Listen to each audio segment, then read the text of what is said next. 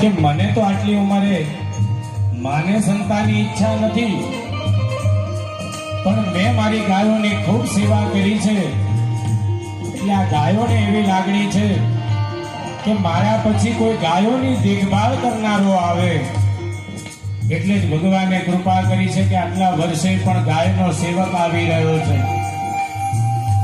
અને નંદબાબા વિચાર કરે છે કે જો આવું મનોહર ને દિવ્ય જો સંતાન થાય ને તો આખું ગોકુળની શોભા વધી જાય.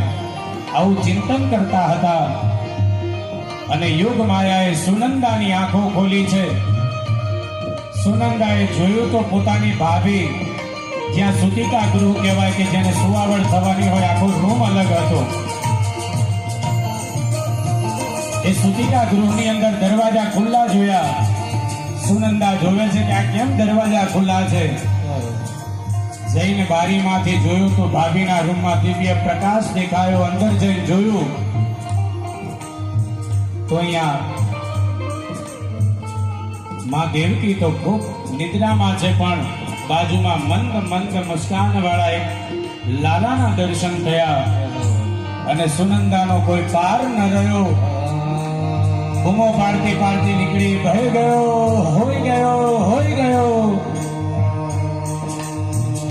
વ્રજ ભાષાની અંદર હઈ ગયો એટલે થઈ ગયો એમ થાય. ભુવાળો બધા પૂછે છે, અરે બાવડી કઈ ભયો, શું થયું? પોતાના ભાઈને શોધવા જાય છે. સજા દો ગર કો લશન